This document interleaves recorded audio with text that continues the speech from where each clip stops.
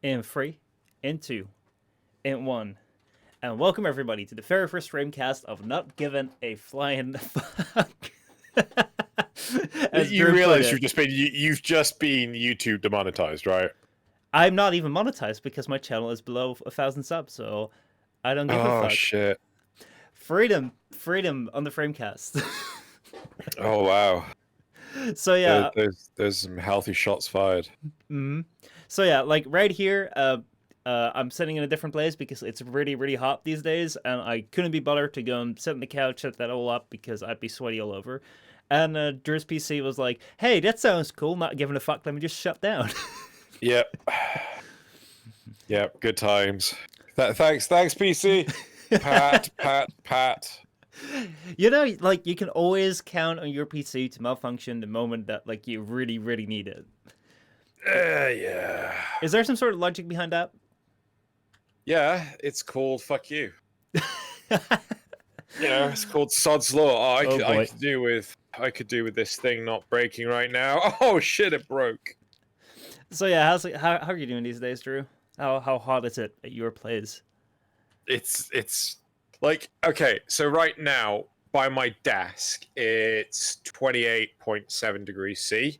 Oh my god. Right? I don't know if that's mirrored for you, but it is for me. No, I can see it properly. And so in the distance, I have a tower fan that's just oscillating backwards and forwards, like across my legs and my back. Fucking amazing. Like, best thing. Can you hear it at all? No, I can't actually, which is pretty good. Which is love you. You've been doing that good. Yep. All right, so yeah, today we have. I'm looking a bit more down because my computer is like lower than normal. But today's topics are we have a list of topics, and we'll get back into like the dangerous stuff. But first, if you're here for just like the first 5 minutes, be like, okay, what are they going to talk about? Is this going to be interesting? Well, the things that we have are Unreal Engine PS5 demo showing promise for improving graphics quality by faster SSDs, and of course, like the CEO of Epic saying that PS5 is like the master race now, and PCs could suck fat dick. He didn't say it in those direct words, but we all knew he might as well have. Might as well have. Then we have G2A admits selling stolen game keys, then acts like a victim. Then we have the Sonic the Hedgehog movie gets a sequel. Ooh. That'll be a short one, but I felt it was kind of important. Yeah. Well, I may want to tag along with that, and that is that Sega is rumored to launch a new console in Japan to rival the PlayStation 5. That's interesting. It is really interesting. While we were waiting for the FrameCast to start, I actually got that one just in the nick of time. I do not recommend. Don't click that link. I don't want you to see it because I want to have like your reaction to this because it's kind of fun. Okay. Anyway. So, right. Okay. Cool. Yeah. Anyway, speaking of Epic Games, have you been seeing that like over the last few weeks, like Epic Games has been doing like these insane like game giveaways where they're giving away these AAA games for free? Yeah, but they've been giving away games for free for a long time. It's like they've been doing it. I think it's like a 2-week period, or is it a 1-week period? And I did know about Grand Theft Auto 5, which I can see in our doc. That's what you've got there. But I already have Grand Theft Auto 5 on Steam, so I was like, it's his thing. Civ I don't give a fuck about Civ. And Borderlands it's not dead to me, but I have no drive to go back to it. Why? So what made it so close to being dead to you? Is it just you played through it, or? No, I absolutely adored the first one, right? So Lars, myself, and another friend of ours, Mirastius, we played the ever immortal crap out of the first one, to the point where I don't know if you've ever heard us make references to the Dove pistol, but it's a pistol from the first Borderlands game where it has no magazine capacity. The entire ammo store for the gun, you just constantly fire it. So we would take the piss by saying, right, so what we'll do is, and we're just constantly firing, it's like, what we'll do is we'll go over there, deal with those guys, and then we'll look at dealing with those monsters over there, and then we'll look at actually storming that base over there. Oh my god, those guys are attacking us, and so is the monsters, and so is that base. What could possibly be going on? Oh my god. We just take the piss out of it. It was hilarious. It was such a stupid. It was a shit gun. It like did no damage whatsoever. It was just stupid and fun. Yeah, I mean, the most fun things don't have to be the most meta things. So, Yeah. But yeah, that's all. I've played Borderlands 2 like almost for over halfway through, and at some point there was something that made me quit. I don't know what it was. Maybe it was because like I have this very weird tendency to like if I find something which I really really like, I get so like obsessed with it that like I just want to do that. I just want to do that. I have no time for anything because I'm like, let me get through this. And I have this like series that I watch with games that I play, and I think that with Borderlands, I was just like playing it for like 2 weeks, and then I was like, okay, shit, now I actually need to put this down before I can like do anything else. And like the only way for me to put it down was to like actually like go watch like some playthroughs like of like story beats that was still missing. So I was like, okay, my mind is satisfied. I know what's going on. I know what's gonna happen. Fine, let me now move on. But it was a really fun game. I really enjoyed it. I haven't played Borderlands 3 though, but like Borderlands 2 and the pre-sequel is now like free on Epic Games. Well, when it was on Epic Games and it was like to get like the full complete package, it was like 85 quid. I was just like, fuck that noise. No. Oh man. Oh my god. So Fox here in chat says I bought GTA 5 on Steam I bought GTA 5 on Steam and a month later Epic gave it away for free. Oh my god. Oh. I'm sorry. But to be honest, so like I have never been like a really big fan of Epic Games with like their store and like the way that they're trying to position themselves because of like the way that they've come across as like initially very anti-consumer with like the exclusivity deals with like the very bad undeveloped storefront, which we talked about before. However, I do feel like I might not be coming around for like Epic becoming the second Steam, but I do think that it's a really, really nice thing, especially for like people that are like young that might not have a lot of money, or people that are old that might not have a lot of money. It's a really, really great place to just get free games. Like you don't have to be subscribed for like $5 a month to like get a new free game every week. And if it's not the game that you like, well, you know, next week it will be another free game. And like GTA 5 and like the Borderlands Handsome Collection, and I don't know about Civ 4, I haven't played it. I have gotten it, but I haven't played it. Like they're pretty good deals. So like I'm actually not. I completely agree with you. And from this point in time, I'd like to jump into what we've played. Mm-hmm. And coincidentally, I've been playing Grand Theft Auto 5 with a friend of mine. We're looking to do a Games and Chill of Grand Theft Auto 5, but we're like, we have no idea what we're doing. We need to put some time and effort into this. And like, I've got some holiday time this week, and we ended up playing it today, and we finally worked out how we could do missions. We finally worked out how to set up a mission, do a mission. And then it was, we were just having great fun and wicked laughs and started putting stupid Grand Theft Auto stuff on TikTok. Oh man. What have you been playing? Not that much actually. I've been rather like busy with family. So like I've been like going on walks with my parents, just like, you know, staying inside, like following lectures because I'm going back to university like next year. But like I've already like they already send like if you're gonna go to the university in the Netherlands, like they have this matching thing where like, you know, you're gonna have to like take a little bit of a test which you don't have to do well on, but like so you have an idea what it is, and if you don't still like it, then only then can you proceed to like the real thing. And normally like you have to go to university, but right now that's shut off, so we got like this online quiz thing, and they linked us a YouTube video of like this entire library of like one of like the courses of like lectures on YouTube, and I was like, well, fuck me, I'm just gonna go like watch them all right now. Like I found this entire library, and I'm like, I'm just gonna, you know, I'm gonna be ready, I'm gonna be set, and once this thing comes, I'm just gonna slay that entire course. What are you gonna study? I'm gonna study artificial intelligence, which is like a course. Like they offer it as a whole course. On AI. Wow, I got a book for you. I'll talk to you about it later. I've already found I want to get my hands on Life 3.0, which was a book that was very well recommended as well in terms of AI. But please, like, let me know the title because I think it's a really fascinating subject. I don't know what I want to do with it yet, but I know that like first of all, I think it's really really cool. It's like an ongoing science right now. Like there are still like people making discoveries with it. And third of all, like it's like getting into so many new like things that you use in daily life that I just want to know more about it, because right now my Yeah. knowledge is so basic, and I'm like, if it's gonna be in my car, if it's gonna be like in my phones, maybe I can use it to rig the YouTube algorithm. Who knows?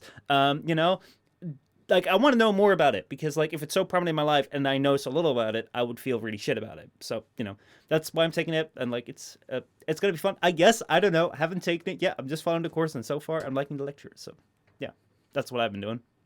Cool. So yeah. Also, what I've been doing is watching Rick and Morty season 4, which finished Yeah. last Monday. What do you Yep. think? What do you think of the last episode? What do you think of like the entire series? I think the series had some highs and lows, Mm-hmm. and some stuff that I didn't really understand. Where it was like that some people got it, like it's the whole. There was one episode that was really meta, right? And I could appreciate the episode. I understood what it was trying to do. I'm just too stupid to understood what it was doing, Mm-hmm. right? So,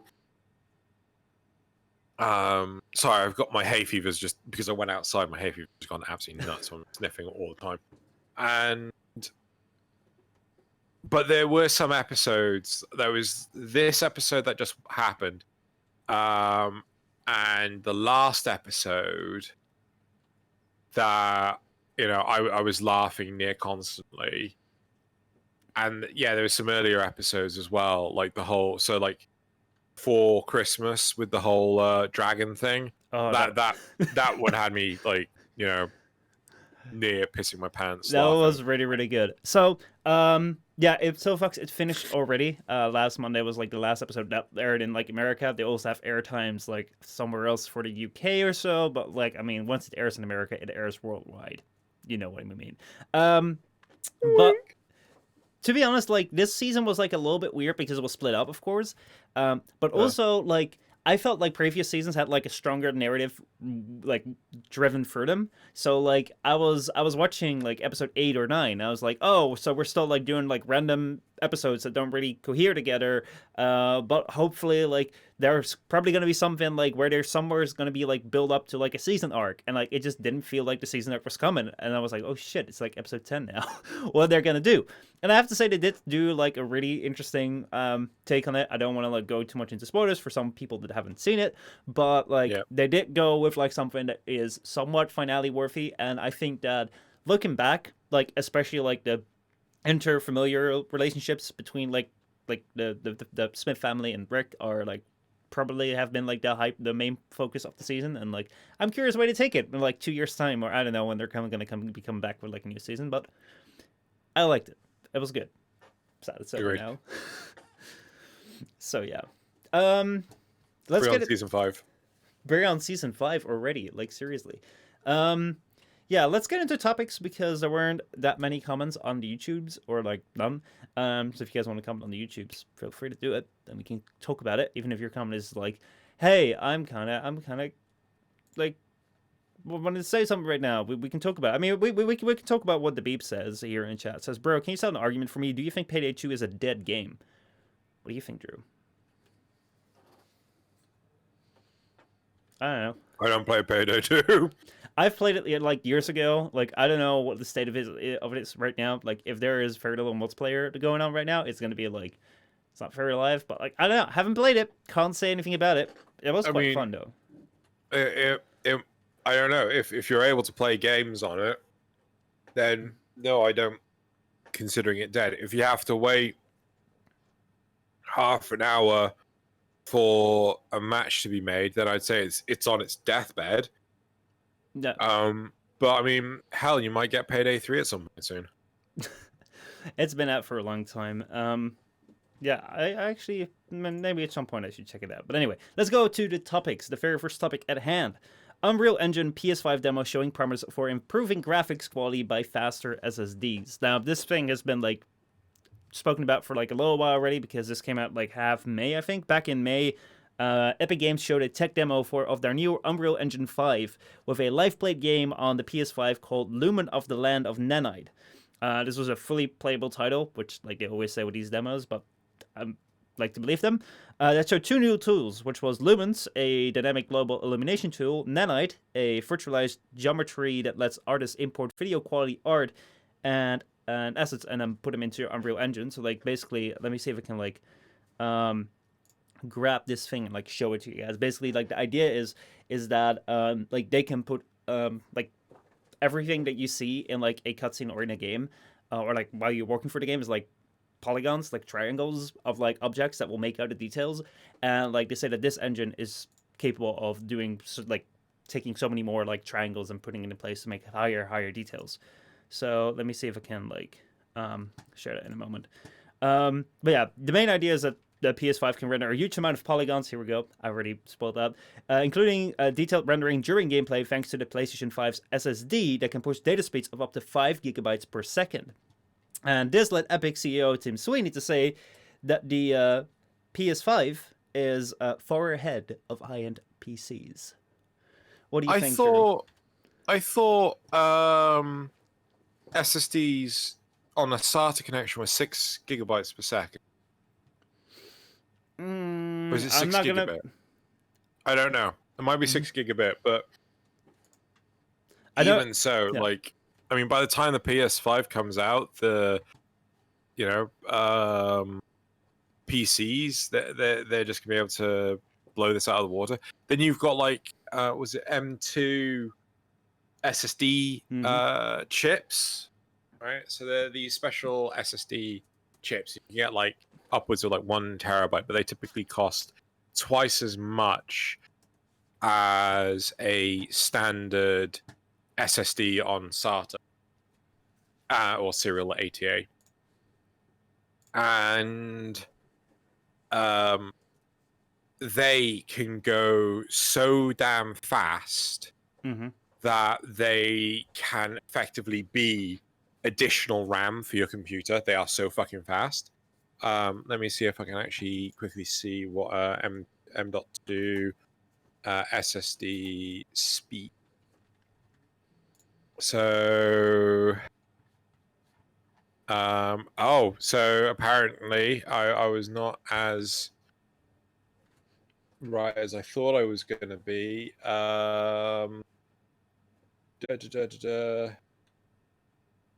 It says, hold on, I'm trying to work out which.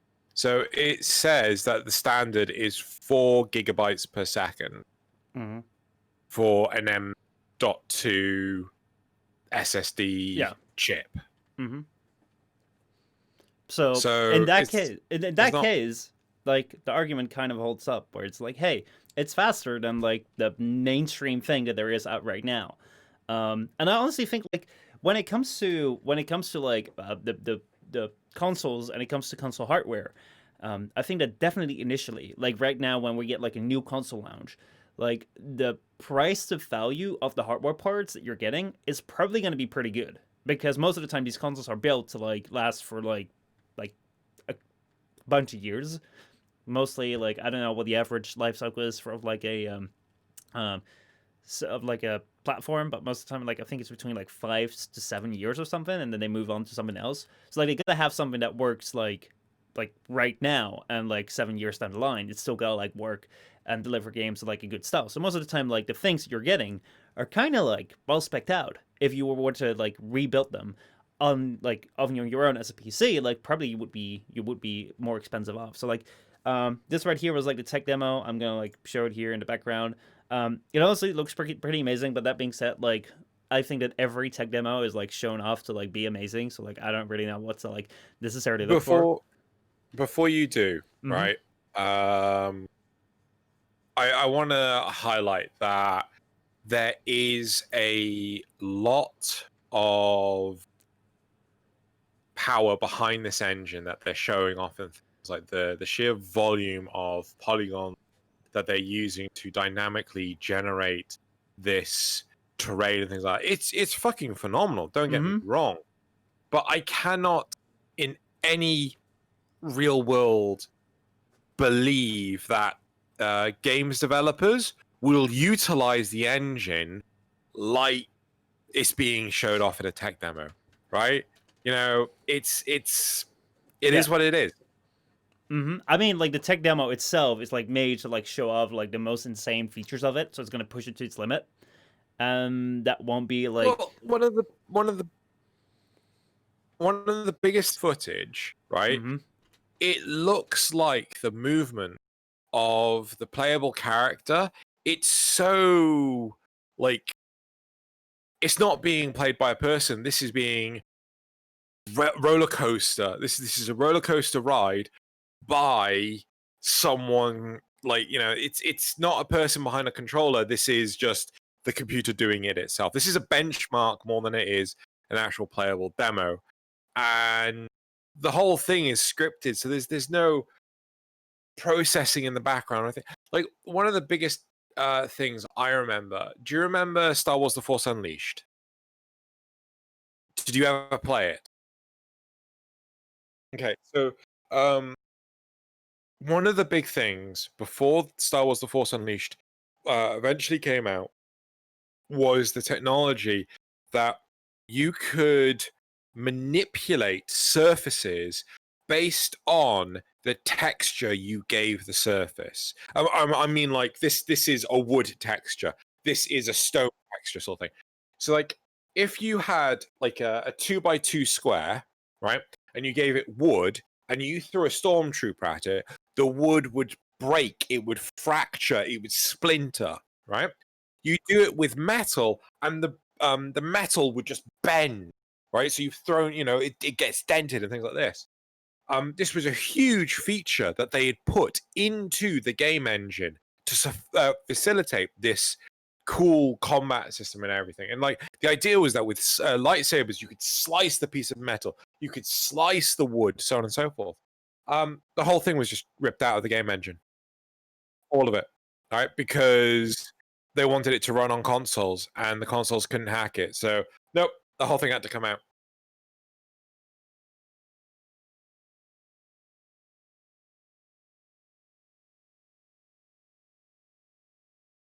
What? oh shit, I muted my mic. How did that happen? Yay! I hope you guys didn't miss that much. I was mostly probably listening to Drew. Shit, I don't know when that happened, but yeah. Welcome back. If you missed a large part of me, I'm sorry. I muted the mic. I'm probably like not used to having two mics around me here. But here we go. We're back. I think you were able to listen to Drew for like most of it because Drew is on a different audio source. But yeah, hey, we're back here. Yeah. Woo! Yeah. No, like a lot of it could be just like the tech demo-y thing where it's like, oh yeah, look at how great this is, but it's not gonna actually be in a game. That being said, I do think that it's like this does show like a cool step forward of like what could be and like what the next step is for like graphics and games and load times, because like a lot of times like what would be pushed was like greater processor, greater like graphics card. But I really like this idea because like I haven't really been like confronted with this as much, where it's like, hey, in order to produce better graphics, instead of like just relying on like GPU power alone, we also just have like very fast SSDs that can like send the data so fast that you can have like a lot of data within like the graphics and the terrain that's being made up, which previously wasn't possible. So I think that is really, really cool. And like a 5 gigabytes per second, like that's insane. If they can achieve that in their infrastructure, like that's really, really cool.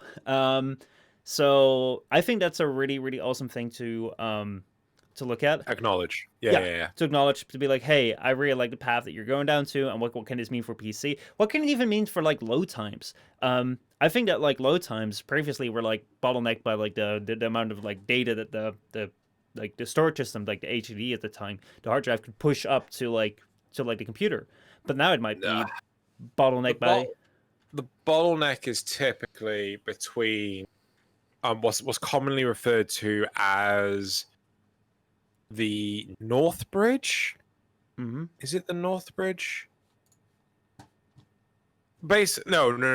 It's the bus that it's like reads and writes from the hard drive to the processor.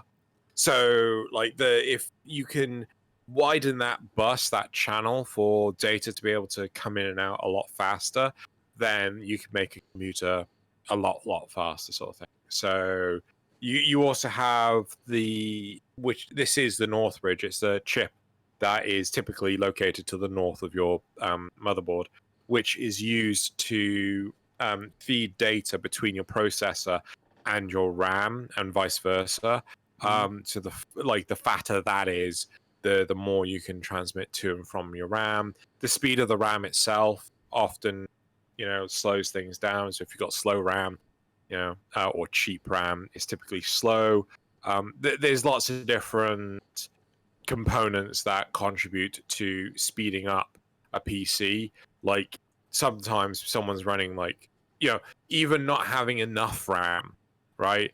You just double the amount of RAM, go from 16 gig to 32 gig, and all of a sudden, your machine's no longer swapping stuff in the page file because it's just oh, I've got all this RAM to play with. Ooh.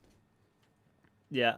Anyway, I think it's one thing that I saw being mentioned. Let me grab this here. Is that it might be that the unpacking of the compressed files in a game might now become more of an issue, because previously the speeds weren't up to that point that developers made files to be very quickly send out because hard drives couldn't handle it. Right now, if we're going up to 5 gigabytes per second, or Linus Tech Tips recently showed a video of a PCIe 4 expansion card that you could put in, and you could put M.2 SSDs in there, and you could achieve up to 30 gigabytes per second in data speed. So also I knew it was more than 4. I thought 4 was really low. Well, the only way that they could achieve it is because this is kind of server grade hardware, because it's literally this separate card. I can show it. I can show the video here. Yeah, no, I mean my motherboard has M.2 well, ports on it, but again, I don't know how fast it goes because I don't have an M.2 chip. Well, it's the combination of. So let me see. He has the breakdown somewhere. So basically,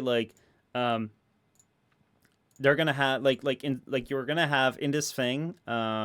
You're gonna have I think it's 8 slots for you have 8 M.2 slots in there where you can stick SSDs in, and then they can all be used at the same time because the card itself, the expansion card itself, can handle up to 31 gigabytes a second of data speed.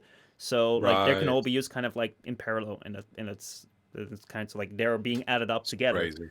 Yeah. So that means that if this technology is here, if this benchmark thing is here to demo for the PlayStation 5, there is so much potential for PC to come in and the entire market I don't know what I have to say that PS5 is now far ahead of high-end PCs, but I guess not. No, shocker and surprise. But I mean, it also depends. Typically the hardware can run a lot faster bits, right?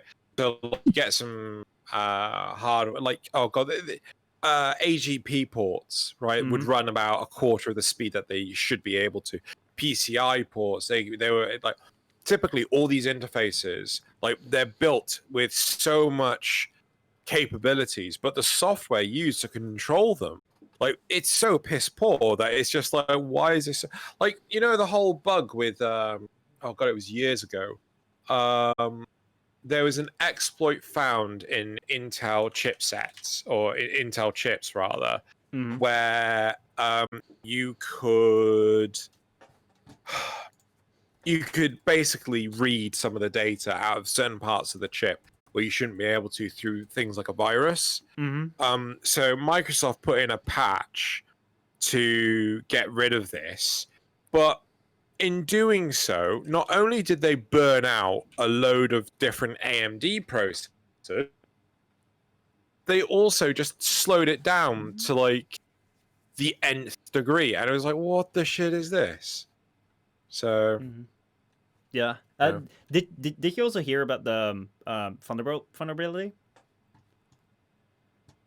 The what? Thunderbird, yeah. For Thunderbolt, for the Thunderbolt? USB Thunderbolt, Thunderbolt, USB-C Thunderbolt. The connection that allows you to throw on external GPUs and stuff. Yeah. That what about it? apparently, like Thunderbolt flaws affect millions of computers. Even lock-in unattended devices won't help. So basically, like, I didn't read the full thing of it, but right here it says like a Dutch researcher had detailed 9 attack scenarios that work against all computers with Thunderbolt chips in 2011, which allow an attacker with physical access to quickly steal data from encrypted drives and memories. Like as far as I've understood it, it's because like the Thunderbolt is used for so many like things that like directly connect that they have like a vulnerability where like if you can just like stick someone in. Let's see here. Researcher detailed the so-called Thunder spy attacks in a report published on Sunday, warning that the attacks work even when users follow security best practices, such as locking down unattended computers, setting up secure boot, using a strong BIOS on operating system accounts, passwords, and enabling full disk encryption. So yeah, basically it allows everyone that like if they have your computer and like you're not logged in, they can like get in. So that's a pretty bad one. Good job. Yep. Since 2011, the Thunderbolt, even though like Thunderbolt as a concept is amazing, like I really hope they get on this because like I think like not only Windows PCs but like Apple has been using it for a long time too. So like these are not all the full details. Like read the articles if you want to like get the full details. But like I heard about this, and yeah, like kind of bad. Like I don't mean to like panic anyone, but one of the things that truly shocks me is the sheer amount of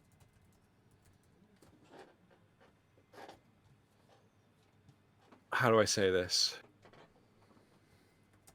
One of the things that really shocks me is the sheer amount of bugs and vulnerabilities that are in hardware and software. It's everywhere that people are aware about, but do not do anything about because it would cost too much money, or it would cost a negative amount of money it would cost too much money to fix all these faults. So what they do is they pray people don't find the faults. And it's like, if they're going to find the fault, I don't think they're going to tell you about it. And this is one of the things that I absolutely loved about Nintendo with their Switch, where they turned around and said, like, if you find an exploit, we will pay you for it. I think Apple does that too. Like, if you can find an exploit in like an Apple device, like you can get bounties. I think that's a good incentive. Yeah. Because like I want it to be good. I want it to be reliable. I don't want to have to get super scared. Yeah. So like apparently like on a side topic, like this FrameCast of not giving a fuck has been is still continuing to not give a fuck with me shutting down my microphone at some period in time, which I don't remember doing, and I guess like the internet cable just kind of like wiggled itself out of the port, so we had some drop frames. This should be better now, but yeah, continue to let me know in chat if things go bad or wrong or good. Let me know. I blame Twitch. I blame Twitch too. Always go ahead and blame Twitch. That's what you should do. Anyway, let's move on to the next topic, which is one of yours, G2A. Right. Okay, hands up. Who knows what G2A is? Cool. Okay, so I don't have to explain everything. Well, you do have to explain it in case there are people in chat that don't know. So I'm gonna be completely uninformed. You just put up your hand. Yeah, I know it, but they don't know it. So tell me, what's G2A? So, Drew, I have no idea. What's the internet? What's a computer? What's life? Go ahead. What's Twitch? Oh, God. So G2A is a platform that is used to purchase games for relatively cheap prices. G2A is not the only website of such. I don't want to say distribute. Yes, it isn't the only platform out there that sells games on the cheap. However, it is very recognized to be a platform that is doing a lot of illegal shit. Right? So I need to bring up my notes. Where the heck did I put them? Did I move them onto... Oh no, I moved them onto the other monitor and put the bloody webcam on top of it. Good job, me. Right, so a lot of developers have turned around and said, hey, G2A, stop putting our games on your platform. You are selling illegally acquired copies of these games. You're not allowed to do this, so on and so forth. So back in July 2019, digital distribution platform G2A released a blog post stating that if any game devs can prove that illegally obtained keys are sold on G2A, G2A will then pay 10 times the amount of revenue lost. Mm-hmm. Right?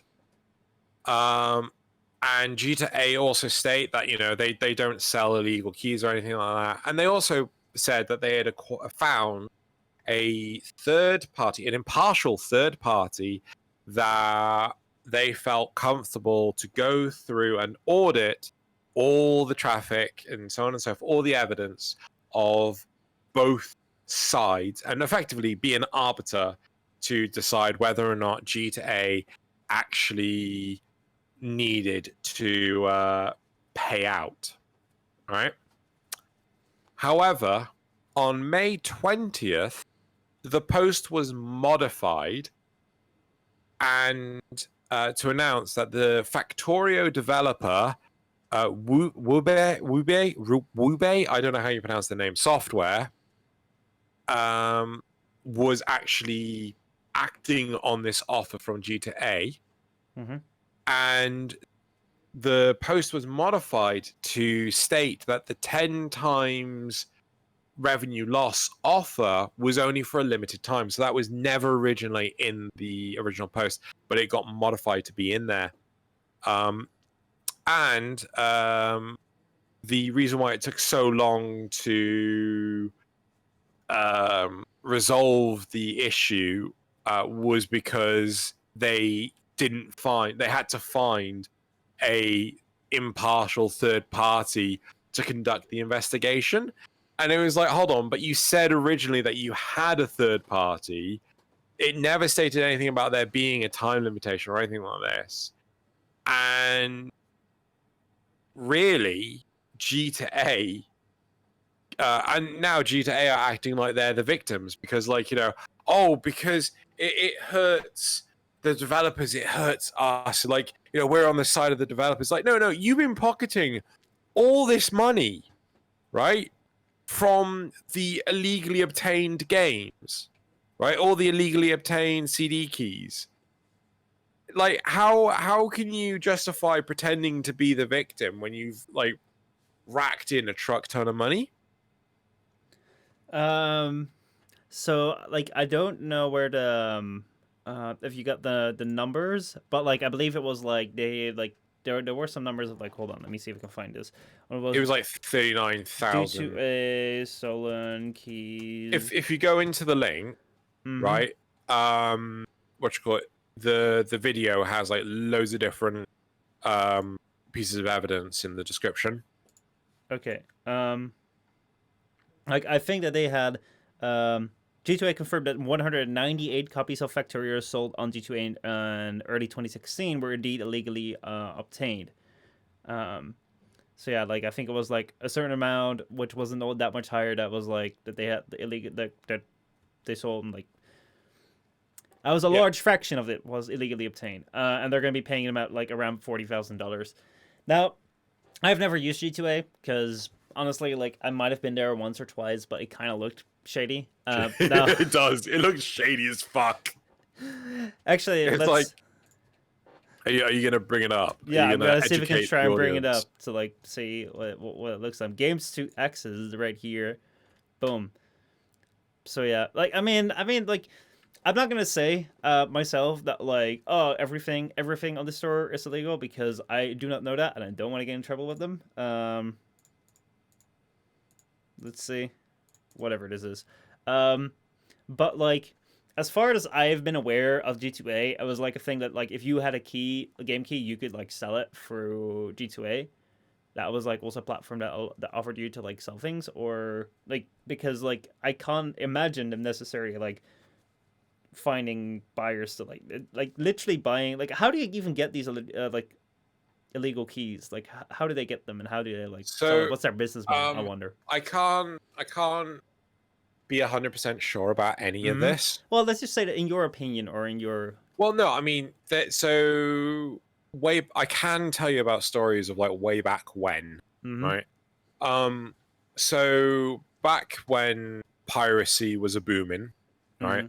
When Microsoft was charging like £300 for a copy of Windows 98, yeah, Yeah. fuck Microsoft.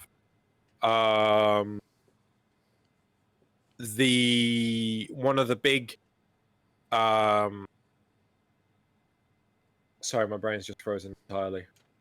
One of the big one things. one of the big things about the security for Windows 98 was it was done exclusively via a serial key. Yeah. Now, this was the case for the majority of stuff up until about I want to say early 2000s, right? It wasn't done through authentication over the internet. It was all Hmm. done via serial keys. Now, the important thing with Windows 98 was that um, the key was considered valid if all the segments, right? So you know how it's broken up into Yeah. like 4-digit chunks or 6-digit Hmm. chunks. All the segments added, had a what you call? I think were divisible by 7 or something like this. So if you could divide that chunk by 7, Hmm. right, then it was a valid code, Interesting. right?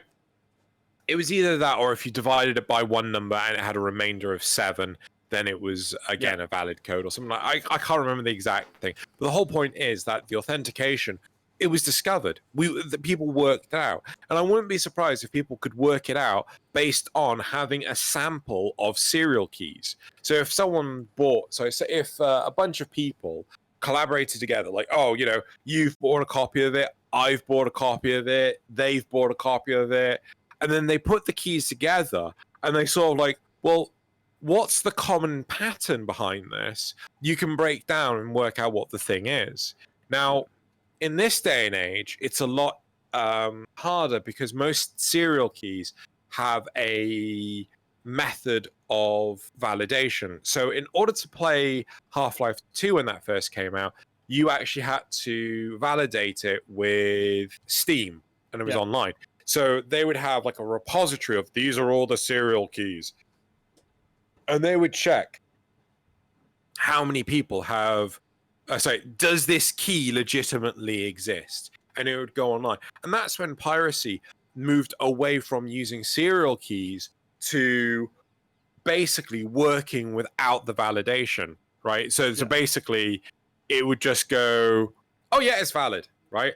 I mean, Hmm. I've known other bits of software, more modern pieces of software that have, like existed in 2012 that, you know, if they couldn't connect to the internet, they would just take a serial number, much like the Windows 98 thing, and then like, oh, you've given me a serial number, yeah, that's A-okay. And Hmm. like often that's how piracy works, where you just, you know, you download it and someone's put the instructions like, when you've installed it, go into your firewall, block the program. Now when you start it up, it'll ask for a serial key. Type in this serial key. Job done. Yeah. You know. I mean, like that's mostly when it comes to like offline things. Like even like these days, like when most things have like an online requirement to like check in with a server, but like if the thing can be like downloaded and installed offline, then there has to be a certain logic to like the keys because the thing has to like check offline whether the thing works. So like there's got to be a method to it. However, Yeah. when it comes to like online games, like I don't know, I've never bought a G2A game, so like I wouldn't know for the life of me, but like. Um, are these games that like you can put these keys into Steam and then you can get them, or like how do you access these games? Do you like go to the Yeah, game no, developer no. and throw them in? So, it's like when you go to Humble Bundle, Mm-hmm. right? So you buy a game through Humble Bundle or through Good Old Games, right? Yeah. They will give you a serial key, and then when you're on your Steam client, you go into the bottom left-hand corner. So you go into your library, Yeah. right? Bottom left-hand corner, there's add a game. Key. Yeah. Hold on. Activate a product and then you can get it there. Yeah, and then you Like. just put the product key in there, Huh. and Bish bash bosh, chops up. Because like the thing is that I feel when it comes to these games, like putting it in via Steam, I would feel it would work a lot like Warframe's platinum codes, where it's like you have like one, or like glyph codes, where you have like one code that's being generated, like they generate this code, or like they generate a bunch of codes, and they all equate to like one certain reward, and once that thing is being redeemed, it like goes away. It's no longer valid. So like it's got to be generated by the engine anyway. So Yeah, like, but there are some codes even for Warframe that are just, they can be used multiple times, right? So it's like they're able to do that, and also codes will be reusable, right? So it's not within the same session, right? But what they could do is go, right, this is a list of our 100,000 codes, right? We're going to take the first 5. We're going to put them out there on the internet, and people are going to redeem them. And then a month after they've been redeemed, right, we'll make them redeemable again. But I mean, there's nothing wrong with doing that, though, is there? So theoretically speaking, if you ever get a Warframe Platinum code, or if you ever get like a giveaway code for watching a Twitch stream, could you just be like, it's been a month, try again? Okay, so this just opinionated. This is not like hypothetically. We're not recommending anything, but like hypothetically speaking, because like you just got that code like a month ago. Like, try it again, just for the sake of like, got nothing to lose. Yeah, you could do that, but there is a small problem: the fact that it is validated by DE, and they could quite easily put in prevention to go. You're constantly trying this one code that we know has been redeemed and is legitimate, so we're just not going to unlock that code. I mean, they could automate this process to high heaven. I mean, look at some of the shit that I've done for the Twitter thing. Like how much of that is just automated, and just like, oh, that's no longer being looked at anymore. I'm not going to bother recording any of the data. Yeah. I think those have like so many duplications that like I think reusing will become like an issue like way further down the line than like we might think. I don't think it's gonna be like a month. But I do want to highlight though that there are certain serial keys. So one of the cool things about Steam is if while you're on your library, if you go find a game that you have bought, was my library, I clicked off of it. I'm a Muppet.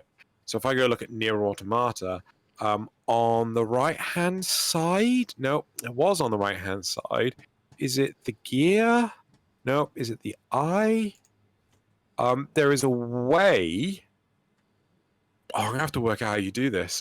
There is a way to find out what your CD key is for that game. All right. So like I was considering maybe like showing it on stream, but no, I'm not gonna do it. I'm gonna close Steam again. Well, no, I mean like I get where you're coming from, but I mean they can't redeem your key because it's already redeemed on your account. But yeah, there is a way that you can actually find your Steam key. I mean, the same way that you can find the like Windows key on your Windows install. If you built your own computer and like you buy Windows, like you can find a key back again. Sometimes you can even like get it back from like a laptop, but like that doesn't always work. But yeah. Anyway, back to G2A. Do you think that this is going to stop them from doing what they're doing? No, I think part of the problem is, oh God, what's the name of the damn thing? I'm interested. So first off, I'm interested to know how Factorio, Wabe, whatever software, was able to prove that G2A was selling pirated serial keys. I'm really interested to know what they could have done to prove, because the only way to do it is basically here's a list of unreleased keys, right? Yeah. And like it depends on the method of illegally acquiring. Yeah. I was just thinking like that they would just sit down and just like go to GTA and be like guys, here is a list of all like the unreleased illegally acquired codes, and like they'd just be doing a Skype call like that, and then like the G2A would just be on the other side and just be like screenshot, and then I'd be like, what? Did your computer say something? Like, no, it definitely didn't say screenshot, and they'd have like a bunch of other keys. That's a joke, by the way. If you don't come after us, we're just joking and speaking hypothetically. But yeah, like it really depends on like the method of acquisition. I think that they're not gonna like come around and say like, oh, this is how we do it, because then like if you reveal the method, then most likely people will be able to use that to find it. But like I feel that like most likely they probably have like a database where it's like, here is all the keys that we like that are like available, and someone's gotten like, oh, look at that. Someone's like I don't know where G2A gets their access from. I thought they were more of like a distribution platform, but like, hey, if I have codes, I could sell them through G2A. I'm not quite sure whether that's the way that it works, but like the thing is like there's probably going to be ways. I'm not going to like go out and say like everything that G2A sells is going to be pirated, because I have no evidence to back that up, so I'm not saying that. That being said, like it's good that like this thing is highlighted, and like yeah, it's probably like one case for like many different cases, but like there are so many things in the internet that go on where like it's super shady, and like there's very little that people can do about it. Look at like all the 24/7 Family Guy streams that you'll come around on YouTube. Like, God. oh boy, I think it's always going to be around. It's always going to be there. And I would say don't support it, don't buy from it. Yeah, I mean, I think one of the worst elements to this whole story is the fact that G2A are acting as if they never knew, as if they're the victim. I mean, like And that's what they kind of have to do, right? Like if you go out and say like, oh no, we knew this all along, and it's like, you know, the moment that you start saying that, like that could be like used for people to come after you harder. I don't know whether it's like a like lawyer thing. Like they probably have some lawyers to like see if they can like get away with things. So. well, I mean, it depends on when they're based, because like you know, if they don't, if the company that is suing another company does not have the representation within the nation that you are suing that individual, you can't sue them, right? So, for example, if you say something negative about G to A, and if they don't have representation within your country, then they can't sue you. They'd have to have a physical office in your country. And like that's one of the reasons why they're able to get away with so much of the shit, is because they're not in America. They're not in you know, I don't know where they are. I think they might be in the Czech Republic. I'm not entirely sure. But yeah, they're squirreled away somewhere, and as such, they're you know able to avoid like all these lawsuits and things. The only reason why Ubisoft or software got to sort of like punishing them is down to the simple fact that, well, they put out this offer, and now they're going to either have to follow through with it, or they're going to like, you know, be called out massively. All right, so I think that this is definitely going to be the last Framecast you guys will see ever, because apparently G2A is headquartered in the Netherlands and has offices including in Poland and Hong Kong, according to the Wikipedia page. So, so far everything I've said is in my opinion. I'll continue to say in my opinion. Please don't sue me. There's Corona going on right now, so like you don't want to see me in court. Like I'll probably like infect you with some shit. I'm like, pretty sure the courts just all shut down right now. Probably. I mean, like, it's I had something that I wanted to say. I completely forgot the thing. Well, like, okay, so like when it comes to like what they're saying, and then when it comes to like their PR pieces and stuff, it's like I think it's like the same thing with like YouTube. What like they legally had the ground hold of saying like, hey, our site is not for kids. We say you have to be above 13 to like enter. This is completely copy compliant. But because they've gone out in their marketing and said like, oh, this site is so for children. It's the most popular children's site ever, and like, please go make your children watch this. Like in court, they just said like, yeah, you're just BSing us. Like, fuck this shit. Look at what you're saying. So like, I think that it becomes a much easier case if G2A comes around and says like, yeah, we knew about this all along. It's like then like if they ever get to court, it's like, hey guys, look at this. They said it online. So like, I think there's like no way around it, and it's like the regular PR bullshit. Like you always gotta look at PR stuff and just like be like, yeah, probably not. Probably not. So yeah. Um, do you want to move on to Sonic? Yeah, I think this is gonna be a relatively quick thing. Mm-hmm. It might not. I don't know. But so was it earlier this week or was it last week? So no, was it last week or the week before? It was recently announced that Sonic, the movie, by Paramount Pictures, is getting a sequel.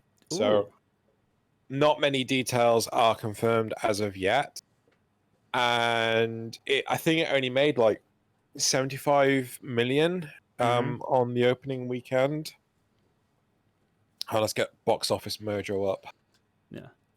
Box office You went to see it, mojo. right? In Oh god, cinemas. yeah. How do you like it? I loved it. I thought it was absolutely brilliant. I loved the only thing I disliked, wanted to throw up my mouth, was the whole flossing dancing.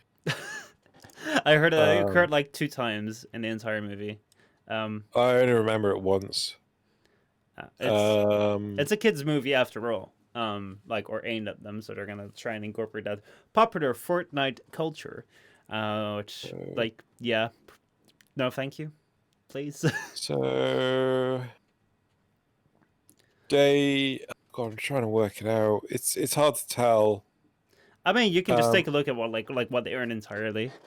so worldwide, okay, so domestic it made 146 million. Mm-hmm, Internationally it had made 160 million, so it made 306 million worldwide, mm-hmm. which and it's getting a sequel, which great. I'm 100% for it.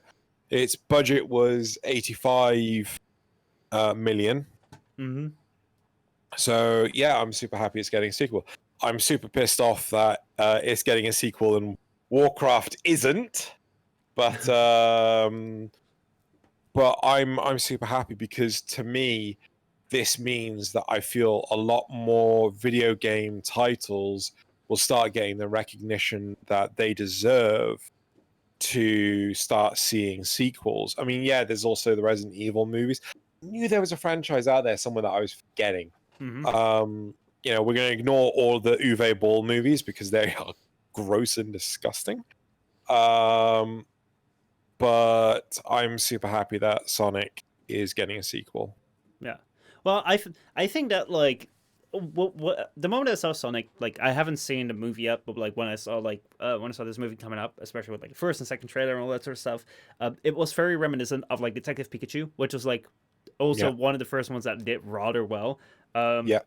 it actually, let's see, Did Detective it do Pikachu. well? I kind of thinking The it, feeling it didn't. Detective Pikachu had the best ever opening for a video game at the box office, and that was broken the following year by Sonic with $58 million at the box office. Uh, Detective Pikachu made in total $433 million. But Uh, this is the thing that I really really hate is it's the opening. So um, Detective Pikachu cost 150 million, which yeah. is the same as Warcraft, Mm-hmm. but the domestic opening was 54 million, Mm-hmm. right? And in that is counted as a failure. I think Warcraft. So I should actually get these open in different tabs. Bear with me 2 seconds. Yeah. Warcraft, duplicate. Warcraft. Um, boom, boom, boom, boom. Oh wow, that's a lot worse than I thought it was.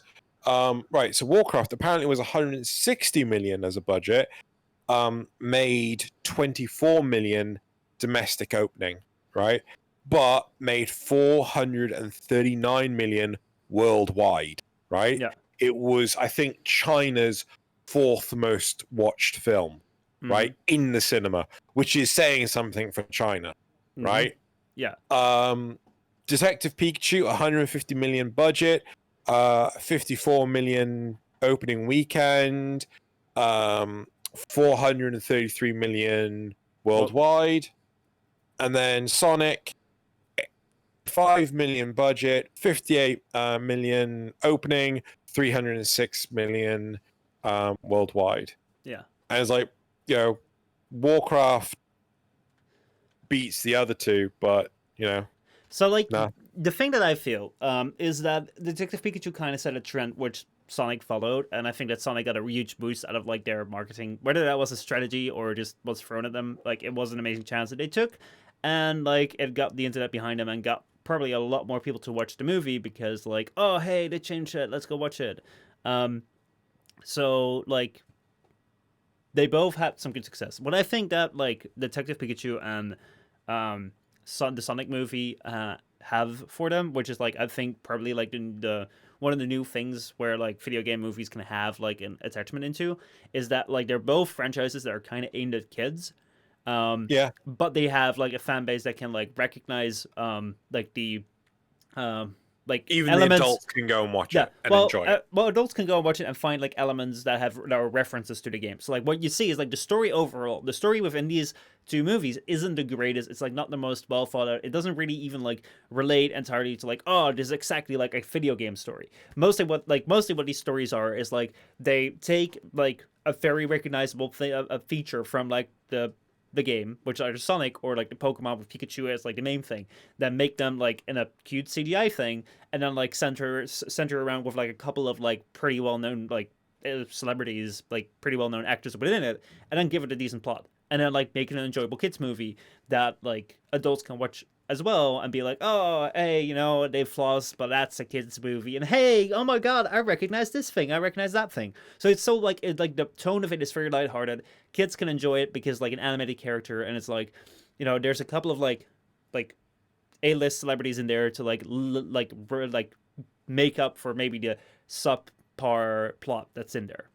So like it's a pretty good formula so far. Now, why do I think that World of Warcraft or other video game stories which are more serious are struggling? It's probably because like to tell a story in a video game, like if you want to tell it well, like it's gonna like be way different than telling it in like a 2 hour cut down movie.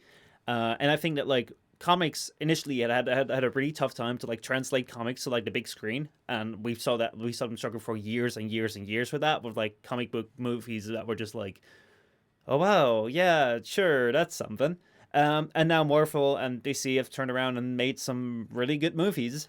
Marvel maybe even more than DC at some point. Oh god. Where like everyone was watching them. Now, do I think that this might happen for video games too?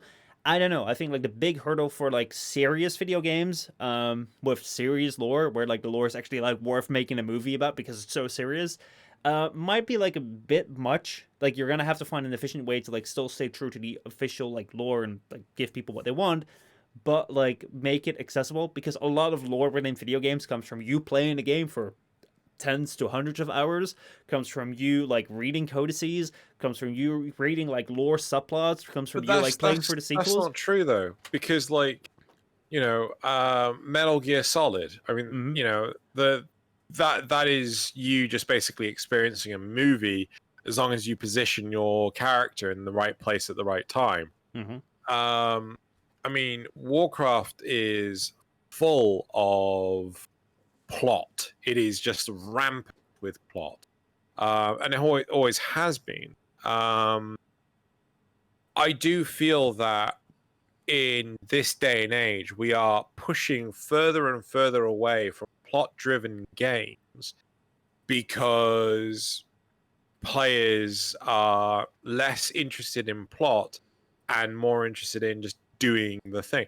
I mean, I've caught Joey Zero out. He's been playing I saw him like playing World of Warcraft on stream, and then he wouldn't read the quest, he wouldn't read the dialogue, and he'd skip it, go off and do the thing, and then he was doing the wrong thing. I'm like, no, Joey, go use the totem, use the bloody totem, Joey, for the love of God, use the damn totem. What totem? The one on your bloody action bar. You know. And it's like, oh, I didn't know that was there. Yeah, I wonder why. Is it potentially because you didn't read the bloody quest? Yeah, I mean, I've done the same with Destiny. I haven't really followed that too much. Oh, The who can lore. follow that plot? But I think the thing when it comes to like lore is like the same thing that plagues like handheld games and like mobile games. Sorry, Like can I confirm? You're saying lore. Do you mean lore as in the world building, or do you mean plot, which is what a movie would cover? yeah, lore as in plot, as in like Okay, the story of it, the, the sure. the story that's being told. Um, I think that it has much to do with like handhelds and like mobile games right now, in the sense that like a large part of the game industry is driven by casuals. And previously, if you wanted to like play a game on the move, like you had to have like a handheld, and the only handheld that everyone got was like a Nintendo DS because that was the only device that could play games on the move. So like a lot of people were invested in handheld consoles. Now though, everyone has a mobile phone, and on that mobile phone you can play any crappy like mobile game and any like somewhat decent mobile game, and you can play most of them for free. So most people have that need satisfied. So like the handheld market, aside from the Switch, which is kind of like a effective like hybrid, it's just crashed in. Like there is no longer PlayStation Vita follow up. There's no longer like I don't know if they're gonna continue like the Nintendo DS line after the Switch. I don't know. But I don't think so because like that thing has been taken over by like the casuals on their mobile phones. Now, if we take it to story and plot and lore or whatever you want to call it, it's like initially I think that like if you wanted to play a game, like games were initially rather simple, straightforward, but when like plot and lore became like a thing that could be told within a game, like if you were playing that game by yourself and there was actually like a story to it that was somewhat compelling, like that was really good. However, I think that right now what is taking over the casual market a lot more is multiplayer, and like not just like local multiplayer, which was really really tough to do like back in the day because you actually had to like come together physically. But now you can just like grab out your mobile game or grab out your like your computer game or your PS4 or your Xbox One or Switch game. You can turn on multiplayer, like click on multiplayer, start game, and boom, you're in a match with people. And you can quit that, and boom, you're in another match with people. And like I think that has really really gotten people very used to like, hey, I'm just gonna go play. I don't care what it's about because I can play and I can play with other people, and that's a lot more compelling than just sitting for like watching a story and like being very focused on that. Even though when you were just by yourself most of the time playing a game, then that was really fascinating. So like I think it's lost a lot of its share to like multiplayer, which has now become the more casual, friendly approach, which people really, really like. I agree with you for the most part. I think Mm-hmm. that's more of a mindset that's in the West than it is in the East. Look at games like Nier Automata. Look at games like Monster Hunter World. Monster Hunter World and Nier Automata both have like really heavy, like well-designed gameplay with really questionable UIs. But there is still lots of plot, and especially Nier Automata. Mm-hmm. I do think there is a demand for single-player based plot, Mm-hmm. but I think that demand is more in the East than it is in the West. I think in the West, people just want to pick up a gun and kill someone else. They don't care about alliances. They don't care about motivation. They don't care about anything. It's just like, oh, gun, shoot, yay! And it makes it difficult because I think majority in the West, the drive for writing good plot is getting weaker and weaker, right? So, I mean, we've seen it in games like Warframe, where, there's myself, there's yourself, there's Zale, Mm-hmm. that are concerned by how the direction of the quests are diminishing. And we can see in games like Call of Duty Warzone? Is Yeah, that the or Battle mono. Royale one? Yeah, Warzone. Yeah. Yeah. And Destiny 2 and I mean, I wouldn't throw Destiny with Call of Duty because Destiny does try like does have lore in it if like you really search for it. So like I wouldn't discard Destiny's lore entirely, because Okay. I have met Okay. many Okay. many Yeah. YouTubers Okay. that are like, Fine. oh Fine. yeah, Fine. I my entire channel is about Destiny lore. So if you're gonna say like, oh yeah, that's just like Call of Okay. Duty, I wouldn't go there. Fine. You're right. You're right. My problem with Destiny is I don't understand what the fuck's going on. Yeah, like because they're me referencing too. stuff that, Yeah, right, me too. okay, Like that. fine. That's fine. But like But go ahead. Fortnite, right? That had a plot until PvP came around. Nope, plot gone now. No one care about plot. Plot, gone. whatever. I mean, Um, they have their reoccurring like they have their season themes that will carry along like a storyline or something. But like the thing so that I Thanos find, turned up instead of Deadpool. You know, yeah, it's just, you know. the Star Wars canon part where like you learn about the Star Wars Oh, plot as like you're playing Fortnite because that is like part of the canon. However, then the Star Wars writers come around and like you heard of the Star Wars writers effectively came around and said like it doesn't matter what we make because it's all like fake anyway, so you can like think up whatever you want because we just wrote it and we just, like we all know it's fake, so it doesn't matter. Like they basically I just say I we give up on canon. I did hear about this, and I was like, but we're coming to you to experience the plot, to experience the show. Like, if you don't care about what you're writing, then why should I care about paying to go see it? Yeah. Right? That's like saying, like, oh, you should hire me as a developer, but I don't care about what the quality of my work is. I'm like, why am I going to hire you then? If you don't give a fuck, I don't want to hire you. Yeah. But like that was like the Star Wars thing. However, like the thing that I find bringing it back to like lore and multiplayer, like competing with each other. The thing that I find when I'm like now, like I used to be very, very engaged with Warframe, and I was like very focused on like different games. Right now, now that don't have that much time because I'm doing many things to the side, and like I barely have time to make videos, which. So the one coming out this week for sure. Like this time, actually everything is filmed, which is like a really pain and a half to do because the problem is like there's so many people outside right now, like kids playing outside that will just hate like fuck my recording just doesn't work like that, and that's hot as fuck in the room. So like I can't really do anything because like I'll be sweating most of the time. That's not really a cool video you want to see. So anyway, the point that I was making is like I don't have a lot of time, and like most of my friends don't have a lot of time either. So like your time to play games would be like 10 minutes to like an hour could vary. So like what I find with my with like a lot of friends that aren't that much into gaming, they really like to have like a game of Call of Duty. They really like to have like maybe a game of Fortnite or something like that, where it's like you just jump in and you can do one match and be done with it, or you can do like a whole match and be done with it. And if I started playing this game like 5 years ago, and they jump in like right now we're both on the same level because like we both started the same like the same match, we both have the same thing, we can just go ahead and play. And I think that simplicity is something that a lot of people like look for.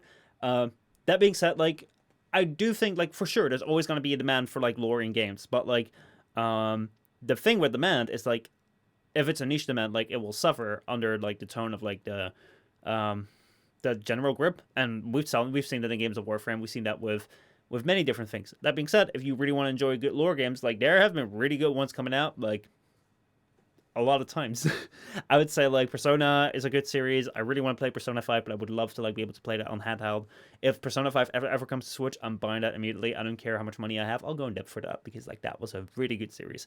Let's see, like Outer Worlds, amazing too. Like there are some like I have high hopes for Cyberpunk as well. But yeah. Yeah, so do I. So And I think Cyberpunk would have like again, The Witcher actually, The yeah. Witcher 3 had shit tons of plot and is really plot heavy and things. But like, I put that game down immediately after I started it, only because I couldn't understand what the fuck was going on. Mhm. Right? And that is from you as like you have a vested interest in gaming. You probably like was that before watching the That was series? before Or was it after? no, it's Oh, that was way before. before I watched the series. Okay. Then I watched the series because obviously that was from the beginning, and then I'm like, holy shit, I understand the Butcher of Blaviken, Mhm. right? So when I actually go sit down and start playing the game, I'm like, I fucking understand this now, right? I get it, and that's one of the problems I have with Destiny is the fact that I'm picking it up from Destiny 2. I don't understand half the shit that's being said because like I've not played Destiny 1, right? No. And I imagine it's very much a similar problem for World of Warcraft, right? Mhm. There's so much lore, let alone plot, to World of Warcraft that I'm not surprised if people don't know it. Like, I started reading the books because of my enjoyment of World of Warcraft. Plus, I had to go to a conference for like a week in Athens. And thus, I just, did nothing but read. And yeah.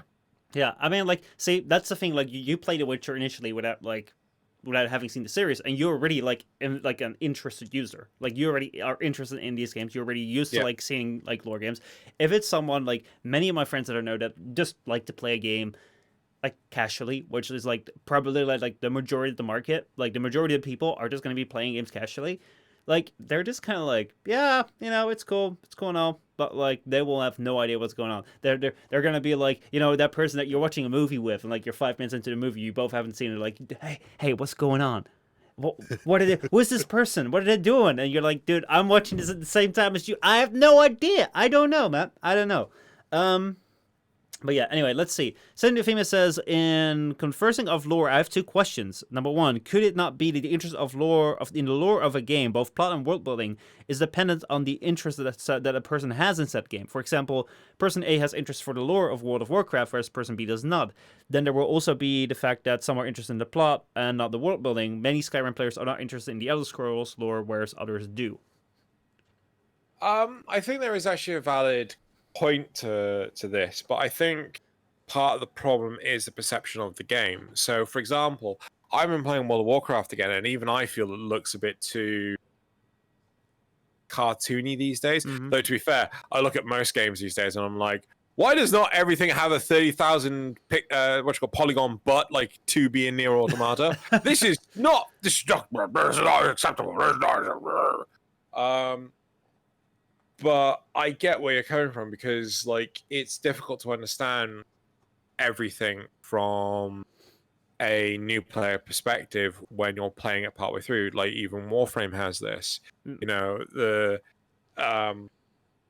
fact that like older veterans get like at the second dream, whereas new players like sorry, there. So it doesn't carry the same weight. I think that Warframe's strength initially was like, I can't speak for later on, but initially Warframe's strength was that they were like very mystical about it. Like they didn't give you anything, but like the game looked neat, like the game looked good, and the gameplay was enjoyable. And then like you had these things which were like, hey, you can swap around these characters, but you don't really know what they are. We're not really going to tell you, but we're not really going to tell you anything. So like you really didn't care that much about the lore, but you were like, well, there might be something. Who knows? Who knows what's there? And then when they gave you something, it's like, oh shit, this is really good. And now like I don't know what it is right now to like step in, but like it might also like lore might also be a threshold for some people, because like I can imagine that like if you start out with like a long ass quest, like it might be like a threshold that people are like, oh, do I need to keep up with everything? Because like I've had that with some games too, where they're throwing all these terms at me. I'm like, shit, do I need to keep notes? And sometimes I don't feel like that. And again, it's like that with like Overwatch, right? I cannot understand why there is no plot to Overwatch, right? No.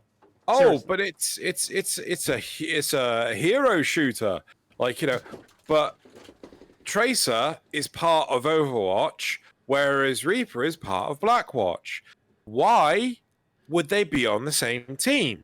Right? It doesn't make any sense. Dude, I have never played Overwatch for that exact reason. I'm probably gonna play it next week because Warframe is releasing their new Warframe, which looks like Tracer, and I'm kind of like, oh, probably up for a Michael Warframe review, which is like, I'm playing Overwatch. I think that's this week, actually. It might be this week, but I'm making the video next week. That's scheduled for next week, but I'm just gonna play Overwatch for that because I thought that'd be a funny meme. But like, the thing is, it's like you know how many like Overwatch cinematics are out there?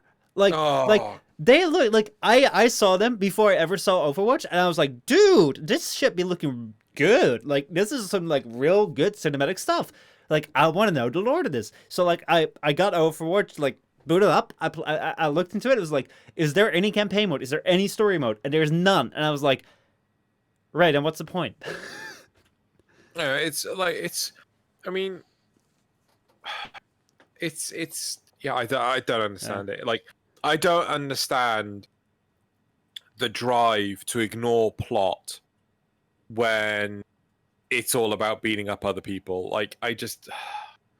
Well, it's because people are looking for that gameplay loop, and like people just like to have like, I mean, like in a sense that's the way that like games are also conditioning people. It's like it's what people tend to lean towards, and then games like go towards, and like they both condition each other to like a certain game style. And like I think that Warframe is a perfect example for that, where like they kind of started conditioning players to like do 5 short minute bite-sized content, and like that perpetuates, because like the moment that you encourage that, then you attract that kind of crowd, and then like because you attract that kind of crowd, you double down on it, and then like that goes on and on and on and on until it like maybe spins out of control, or you win cash. I don't know what the One goal thing I is. will say. One thing I will say. If you own a Switch Hmm.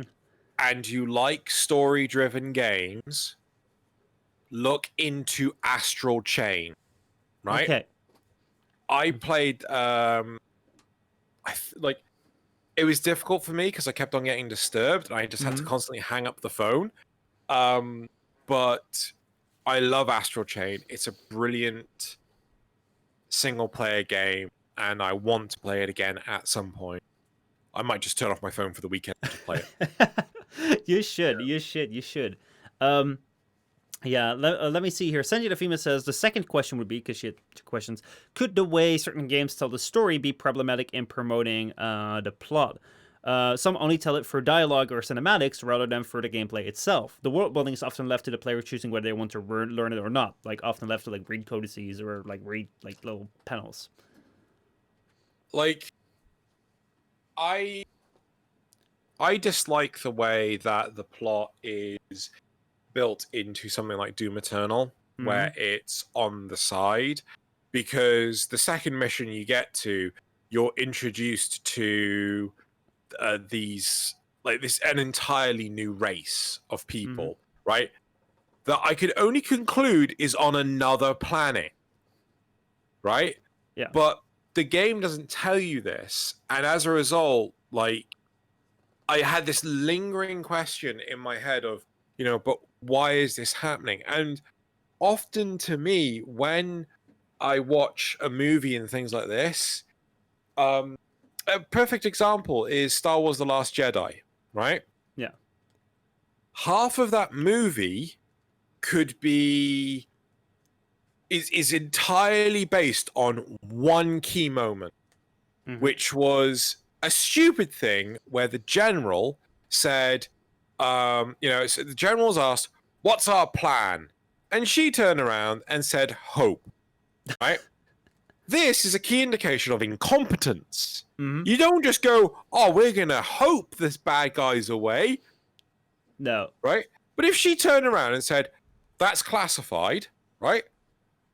The subordinates would go like, yeah, okay, cool. I want to know. But clearly, it's important that I don't know. So I'm not going to know. Yeah. And then, literally, the second half of the movie would just go away. Right? Because of a stupid plot. There are so many...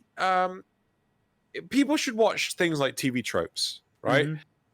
They should go invest in TV tropes, because there are so many things that happen in... Like, I don't know if you've ever heard the term "only in anime." Yeah, I've seen it around a couple Yeah, of times. it's basically like, this is so fucking ludicrous. It could only happen in anime, right? I mean, now, I would love some real life anime action. Like I would love it like instead where like if country leaders like are either taking to Twitter or like just talking press conferences about each other instead of like being in suits and being like, yeah, we kind of like disagree on this matter. They'd just be like, who the hell do you think I am? And then just like zoom up, zoom close, and then just like, for the power of friendship, for the power of feelings, and just like shout into the mic, and then like you'd have like two press conferences at the same time, and like one president on the one hand, and the other president on the other, and they just like shout to each other and see who can like hold their scream the longest, and the one that stops the first will lose. Like, dude, like, and then like the next time they come around, they just have like their hair like spray painted gold, so like they've gone Super Saiyan. Like, yeah, like dude, yes, please stop giving us like officials in like suits. Give us officials that like look like anime characters, please. Lord like, Buckethead. But like, and this is the problem though. Like, one of the reasons why I love Western stuff is because it is more down to earth. It's more realistic, right? But then you get like shit like, I don't know. Oh god, I'm trying to think of like some of the really stupid shit, like fucking Sunshine. Oh my god, have you seen the movie Geostorm? No, I haven't. Oh my lord, right? If you have Netflix and you want to watch a scientifically stupid movie, right? As if like the science was dialed up to 11, right? go watch Geostorm. It is so unbelievably stupid, but I love it. Right? Have you seen Gurren Lagann? Yeah, I've seen Gurren Lagann. Yeah. Like the first time, the first episodes I watched of that when I was like a kid, I was like, dude, this is so like not real. Like it made no sense that like some things like I was like, dude, this makes it like how do they explain this? What the fuck's going on here? Yeah. However, like if you look at it as like, hey, this is all about like portraying like a certain feeling, a certain like story, a certain like passion. Like they're not here to give you like a real world. They're not here to like give you like something realistic. You shouldn't care about that. It's about like what kind of feeling do you get from watching this, and it's such a freaking masterpiece. I love it. So yeah, like I don't care. But part of the problem is though that if you cannot suspend your disbelief, right? How could you enjoy it? Well, right? I think it might depend on like right now what we have, especially because of superhero movies. And like, I mean, if Transformers movies do the same thing. It's like it's become a trend in like Western movies to like explain shit away for science. They're like, oh yeah, because of like this nanotechnology and like this flux capacitor, we bind them together and boom, it works. It's like they're very sets of focus to like how does this work? How does this real? How do we bind this to the real world? Yeah. And I haven't seen like a movie in a long time where they're just like, especially a Western movie in a long time, where they're just like, well, we don't give a fuck, you know? It's just the way it is. Deal with it, because like, who cares? I'm gonna bring this back down to Sonic, right? Mm-hmm. Because that's where we started. Yeah. And then there was my rant about Warcraft, and then there's my rant. Yeah, okay. Yeah. Sonic, right? If you have not watched the movie, go watch it, right? It is a genuinely good movie. One of the best parts I love about the movie is where it doesn't explain, it shows you the reason why it's a buddy movie, why it's a Journey to the West movie. Right? Because you've got to think, this is Sonic. He's the fastest mammal alive. Yeah. He could just travel from Green Hills, Florida, I think that's what it's called. Right? To San Francisco like that. He's Sonic, right? But the best part about it is he hasn't got a fucking clue where it is. So the human turns to Sonic and is like, why am I doing this? I shouldn't be doing this. I'm being dragged into this. I don't want to be part of this. Kicks him out of the car and says, right, go that way until you hit water. You'll find San Francisco. And Sonic goes, fine, I don't need you. Literally pegs it off in a straight line, comes back absolutely drenched with a fish on his head, right? Okay, I do need you because I haven't got a fucking clue where I'm going, right? And he can't find it. So, like, that's the great thing. You think to yourself, well, why are they doing this? Why are they in this situation? Why are they bothering teaming up or anything like this? And the film shows you why. It's because Sonic, the super-powered one, actually needs the normie, right? Which is great, you know? But so many movies these days, they don't actually show you the fundamental stuff. Like, sometimes they don't even tell you the fundamental stuff. It's just, like, you're just expected to just go with it because, ooh, big explosions, flashy lights, ooh, screaming at each other. Yeah.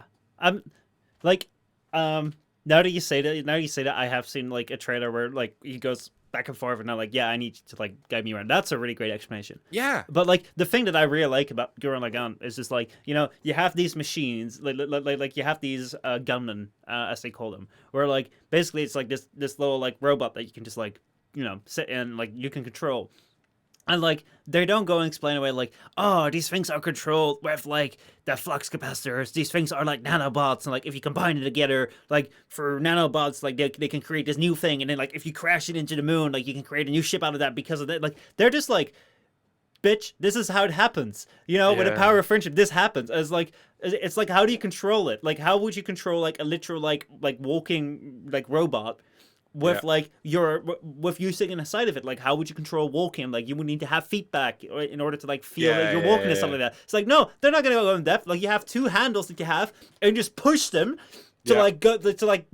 go powerful, and you push them further to go even more powerful. If you want to go even more powerful, you scream at them, and it's like Yeah. it doesn't explain anything. It doesn't even attempt to explain it because you don't need to, because it doesn't matter. It's a story. It's about like what it conveys, and like not everything needs to be so explained. Because the moment like if you want to like really research something and like convey that down to like a certain thing, like boom, do that. But if you don't really know, if you're like, yeah, let's figure it. Don't do it. Don't do it. We don't need it.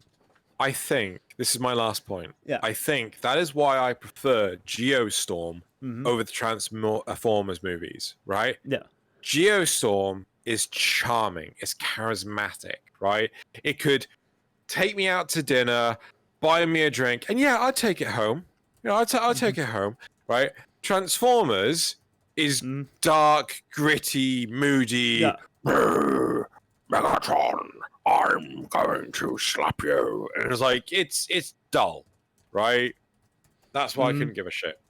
Yeah, I mean, like Transformers was like I saw like one, and I never saw sequels of that. Like I saw one, and like as a kid when I was that age, like it was an enjoyable movie for me at that time. But I've already grown out of it. But yeah, it's what it is. When it comes to video game movies, I really hope that like the sequel will be good. I hope that like I really think it might be that like what we've seen with comic books, that like it took a really really long time for comic books to like become like mainstream so much that people were like dying to like watch like so many movies in a row to like finish the story of like the Avengers. Like yeah, I mean, maybe at some point comic books, games will have the same thing as comic books, where someone finds a switch where like, this is the way to tell it, and like there we go. Then again, like that will probably only be a brief moment in time, because I think that comic book movies are on their way back in a sense from like not like they're not going to return to like what they were, but it's like I think that we've had a peak in them. Because I'm not interested in like the Marvel Cinematic Universe anymore, apart from maybe one or two movies that are coming out. But like I don't really care anymore. I've seen like up to Endgame. Like I'm fine, I'm good, and like they became predictable. Like it's good that they ended at that point. Like they got that point of Endgame in there, because like a lot of them at some point became predictable. Which is like in beginning was nice, because like I remember like we found like I think Iron Man is first. I was like, dude, this thing is so good, and then we discovered all these other movies that we hadn't seen yet. And I was like, all these other movies were really good because they were following like kind of the same structure, so you knew what you were in for. And like when that's new, when it's fresh, it's amazing. You're like, oh my god, another. But now, like yeah, I don't know. So like I think there will be a moment where like video game movies can shine really well, and I think that The Witcher also, like as a series, has shown great potential for like serializing, like maybe more lore heavy or like plot heavy games. Yeah. But we'll see. Like, yeah, I'd be all in for it, because there's so many amazing stories to be told in games. Like, there are really, really many in there. So, yeah. Want to move on to the final topic. The final topic that I added just before we started, which is Sega is rumored to launch a new console in Japan to compete with the PlayStation 5. So, Drew, what was the last Sega console to come out? Dreamcast. The Dreamcast. When did that come out? Yeah, I know. Oh God, must have been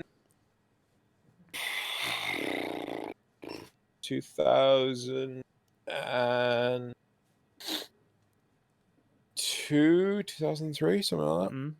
Would you be interested in buying a Sega console if that comes out with a new console? It depends. Like I've pretty much gone off consoles for a long time now. Mm-hmm. Okay. I mean, yeah, I own a Switch, but primarily PC gamer here. Yeah.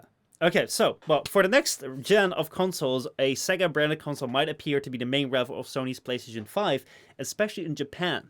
Because, here is the deal, because basically, like, Microsoft has always struggled to sell the Xbox One in Japan, because Japan is so focused on the Sony PlayStation that, like, Xbox can't really get a market share. Like, this February, they sold less than 50 units per week, because people just don't buy them.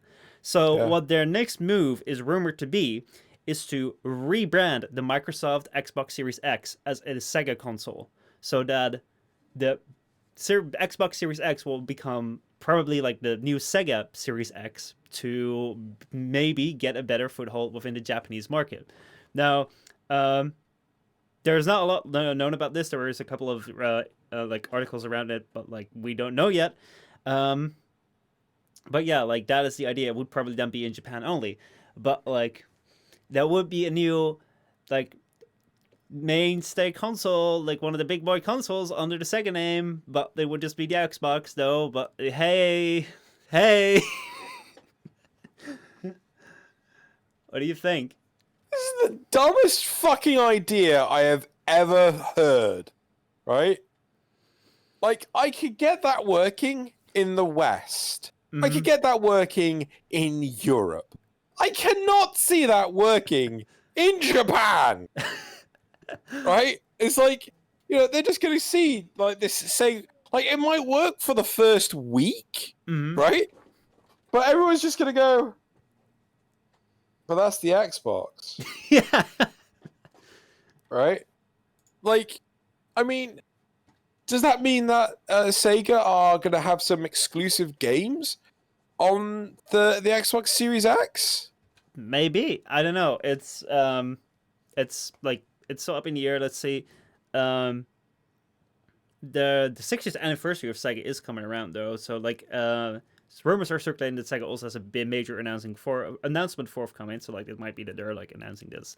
I mean like given Japan's history of like custom consoles and exclusive like weird little editions of consoles, it wouldn't surprise me if they were to make a Sega Xbox. Like that would be such a Japan thing, and that would probably, if they are very limited and like amounts that are coming out. I mean, if it's only the Japan market, that thing will become desirable worldwide. People are gonna buy that shit because people want to have like there are gonna be console collectors that will buy that for sure. Yeah, it'll be a collector's item, Yeah. sure. But, like, the reason why the Xbox doesn't sell well in Japan is because there's no titles on it that inspire the Japanese. Right? Mm-hmm. Like, oh, Final Fantasy 13. Yeah, we can play Final Fantasy 13 on the Xbox 360 or the PlayStation 3, where it's actually a better platform. Right? Mm-hmm. Like, if you're going to charge the same price for two consoles, like, Yeah.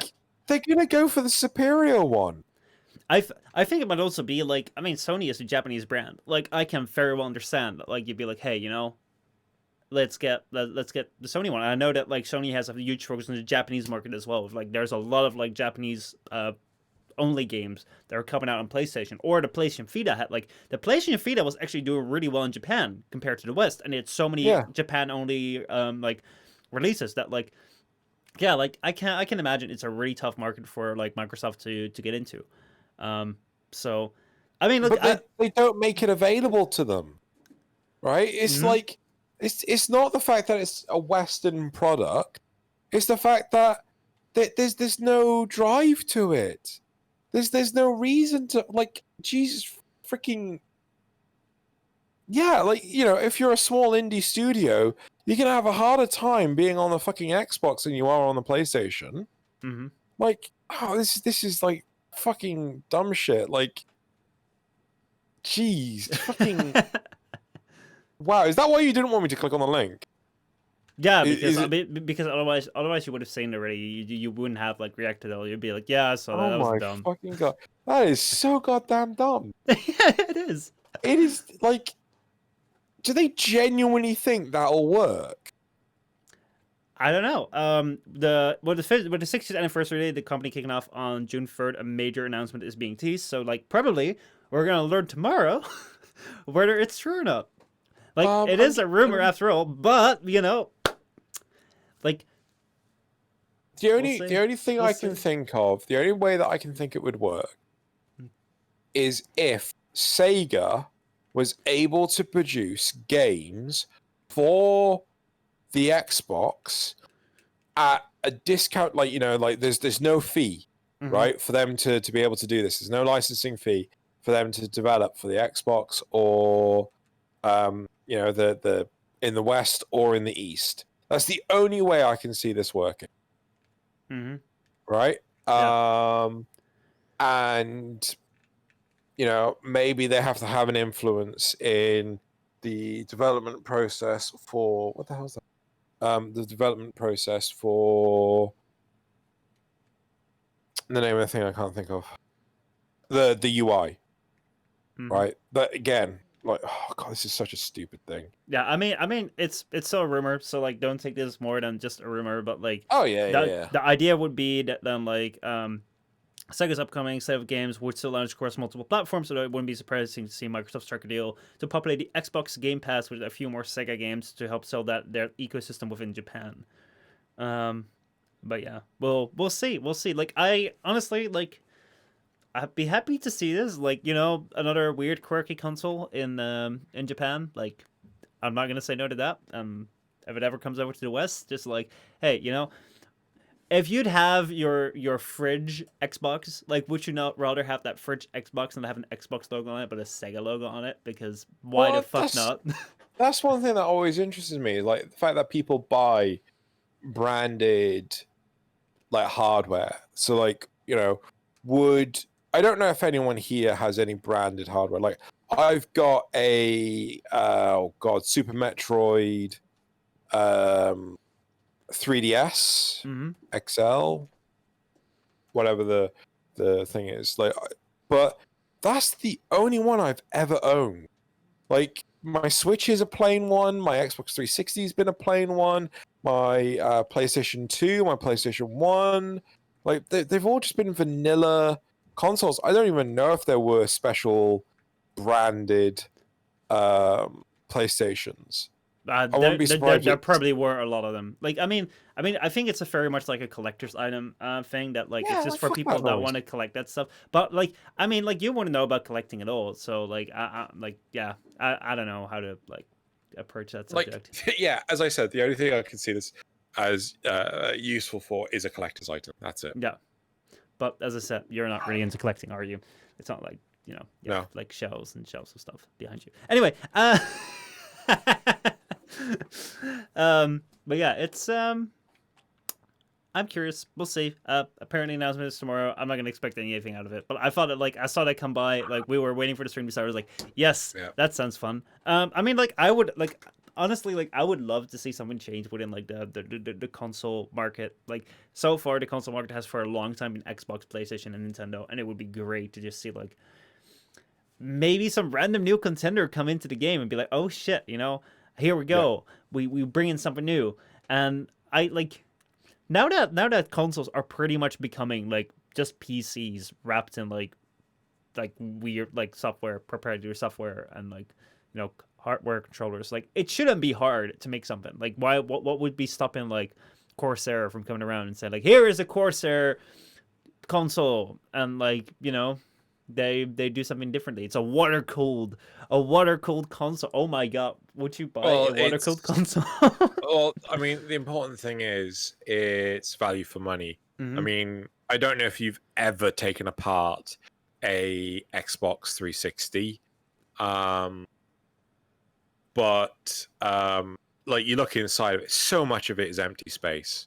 Mhm. It's like, what the hell? What is this? This is nothing. This is just freaking cheap as chips hardware. Like the bloody CPU cooler on it is just garbage. Whereas you got your standard PC these days and like huge monolithic cases with Mm. like the whole that video of PC Master Race. It's so true. Like the difference in setup and everything when it comes to the hardware difference. Mm-hmm. Have you ever seen that what is it, that Xbox One S that is like all digital, that doesn't have like a DVD drive? So basically it's like it's just like I have it on screen right now. Basically like what it is, it's just like an Xbox One S. It's like a regular Xbox One, but it doesn't have a CD drive in there. So like you can't put CDs in there. So like it just looks the same, but there's no slot in the front. So it's still the same casing though. So you'd wonder like what did they do in the internals? Did they add more hard drives? Did they add an extra hard drive to like expand it more? No, they just took out the CD drive, and you can just see there's just like a giant gap within it where the CD drive used to be, but you just don't have that in your model. And that's why it's a little bit cheaper. But like they didn't add any storage space or whatever. They just left a big empty hole in it because fuck you. Really? Yeah, you can see it on screen right here, like with the I don't know if you have the stream on, but like I do, but it's quite delayed. I can like share it via here or something. But yeah, like Oh no, I can see it now. yeah, literally, it's just like, yep, this is the Xbox One S, just missing the thing, Wow. You Good, know, good job, Microsoft. yeah. So Good anyway, job. Should we take questions now, or is yeah, there let's anything go. else Let's go to the questions. Let's see what kind of questions we have. We had a question from last week from Steph, who asked this on stream, but like it was a little bit too late. So, Xeno, how was the Marauder fight in Doom Eternal? I haven't gone back to Doom Eternal yet. Ooh, So I haven't done it yet. all right. Well, you can now because the anti. But I gotta play my GTAs. I gotta get good. I gotta learn how to do the shoot. Oh my god! Right, in GTA 5, I've bought this future. So for some strange reason, they gave like everyone like $500,000 for playing the game through May. And literally, we played it on Saturday, which is like the second to last day.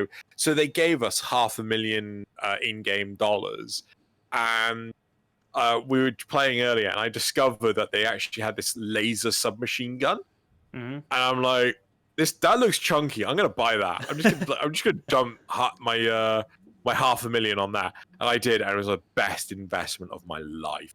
Ah shit! I should look at that because like I started it up and then play it after that. Yeah. But like I'm gonna have to reinstall because I'm just running out of storage space, and it's such a big ass game.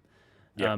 But yeah, I mean, like I was wondering if it was like $500,000 in-game currency or IRL currency. Like I'd be happy with it. They gave me $500,000 USD. I mean, like if you don't want it, I'll have it. I played your game once last month. I mean, $500,000 USD.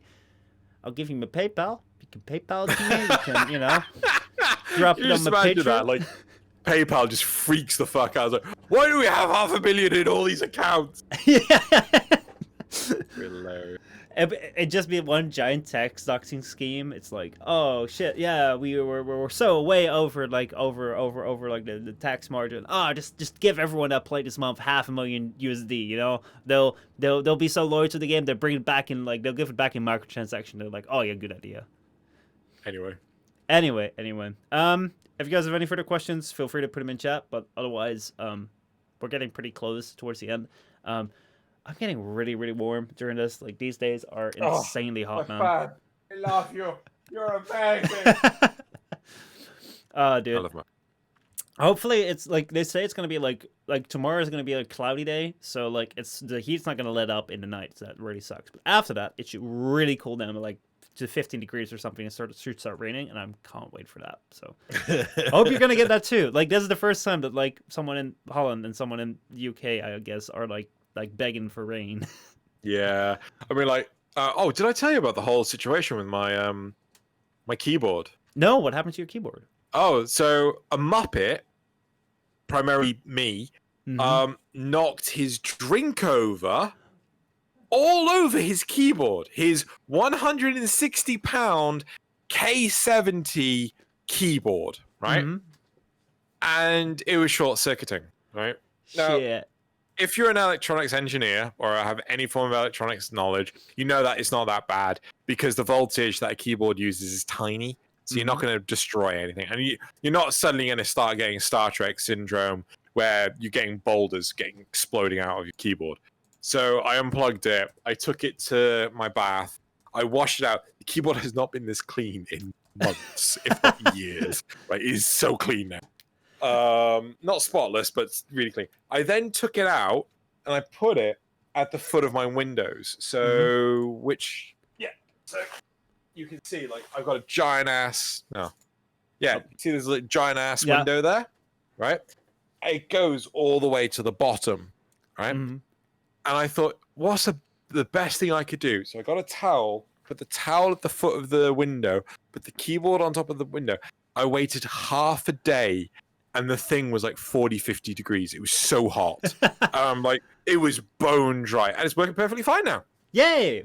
Did you ever see that video of Linus Tech Tips where they cleaned up like a keyboards by just throwing them in the dishwasher? No. So like, I can easily believe that. So they tested it out, and it's actually like it cleans up rather well, and like there's like you can just do it like as long as you don't have them plugged in while putting them in the dishwasher, and like you leave them to dry rather well. Like, they did it like I think with just like they did various tests and they did various sorts Yeah. types of keyboards and like caps off, caps on, pre-clean, like after clean. But like seriously, Yep. like just like throw your keyboard in the dishwasher. Like it can probably survive works. that. But I'm not gonna recommend that because like I'm not responsible for you destroying your keyboards if it goes wrong. But Maybe we should do that with try a it. mouse. Kind of grubby. I mean, try Oh it. wait, I don't have a dishwasher. God damn it! Damn it. So like I had it one time with this iPod Touch free, which was like I was eating cereal at the time and I was like watching something like on my iPod. I was scrolling somewhere. Like yeah, like you no one admits that they do this, but everyone is like watching something on their phone while they're eating, and like it just slipped in my hand and just dropped in a bowl of cereal and it just like submerged like halfway there and just like it shut off and I was like fuck, this thing's dead. So I just like left it at like on my heater to like just dry like Yeah. that dry for like a few days, and that was like God, that was like 6 or 7 years ago, and it's still working to this day. So like I'm kind of like, you know, pretty nice. That being said, electronics and water don't go that well together because I also had at some point like an underwater camera. Which... Misconception, right? Pure water, perfectly fine, right? It's standard regular water from like the taps and things because the impurities is what conduct electricity, not H2O. H2O does not conduct electricity. Ooh. Does that Science. mean does that mean that all the water Pokemon in Pokemon are like not pure water Pokemon? Yeah, they're gross. They're dirty fuckers.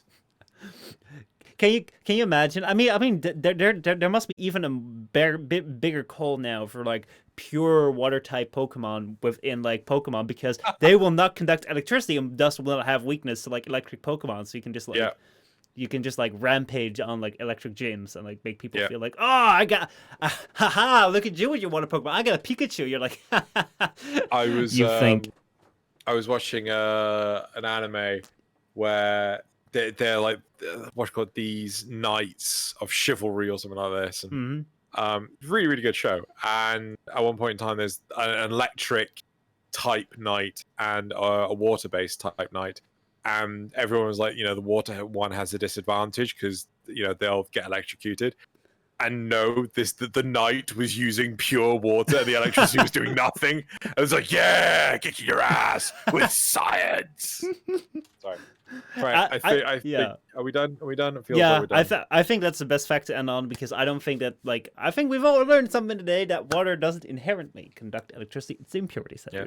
So if you are 70% pure water, then maybe start working as electricity. The other 30% is what's gonna fuck you up. Yeah. Oh boy! 100% pure water, guys and gals. Guys, make sure you purify that water. Would it help if you got yourself some pure water and you start working like on like the electricity in your home, just like flood your house with like pure water and just like stand in the pure water, be like, yeah, I can't get electrocuted if I can't be if I'm in pure water. There's another thing which is like the voltage, right? So the natural resistance of skin is around 4 to 5 mega ohms, right? That's massive. That is such a huge resistance. So typically you will need about 12,000 volts to put, was it 1 amp? I think 1 amp through your skin. That's why tasers, right, do that whole like right. It's you can actually see the sparks of electricity because they have to get through the skin, right? And like so when you're fucking around with electricity, right, with your plug socket, and you accidentally electrocute yourself on 230 volts, that's nothing, right? Your hand's gonna spaz out a bit, but that's about it. Right? I've done it. I've accidentally electrocuted myself because I accidentally put my finger between the two plug things, like a spoon. Maybe that's why we started doing this podcast together because I've done it too. We had we had like power bricks and like a and science class, and you had like these power converters where you'd plug it into like the wall, and like out would come like a smaller voltage, and you'd be able to like play around with that. And like at the back of it was like a fuse box or something, and someone unscrewed that, and I was just picking this thing up, and we plugged it in. I was like, I wanted to move it around, and it just all of a sudden like my entire arm was like, I was like, what the fuck's that? And like I managed to get it off. I was like, oh shit, there's electricity on that. Right, let me not touch it anymore. But yeah, I guess I'm still alive. Was your arm entirely clenched? Yeah, for a brief moment, because like I was able to like get it off real fast. So that's called direct current. Mm-hmm. So direct current basically has nothing but a positive charge going through it. So your muscles will just contract. Whereas if it's AC or alternating current, this is what AC/DC is all about. AC current will alternate between positive and negative, so your arms will basically sort of like flail, right? So if you clench up, that's DC. If you flail, that's AC. Yeah. Again, electronic. Yeah. I mean, if I was flailing about, then they would probably have put me like in front of the school for like the open days, and I'd just be a wacky, wavy, inflatable flame tube. But anyway, on that note, thank you so much for watching to the FrameCast number 44. I hope you enjoyed the FrameCast where we stopped giving fucks, where I started sitting here on this chair, where the mic dropped, where we're 20 minutes late, where the computer decided to restart, and all sorts of things happened. But like you were there. Too many electronics facts. Yeah. And pure water too. Make sure you purify your water in case that there is an electric storm, in case that like thunder starts striking everywhere, because you don't know what can happen in 2020. Everything can happen. So get yourself that pure water, surround yourself with pure water, become like a water bender or something, I don't know, but bend that pure water and make yourself proof against like Pikachus. I don't know. That's what we're ending. See you guys around. See you next time. Bye.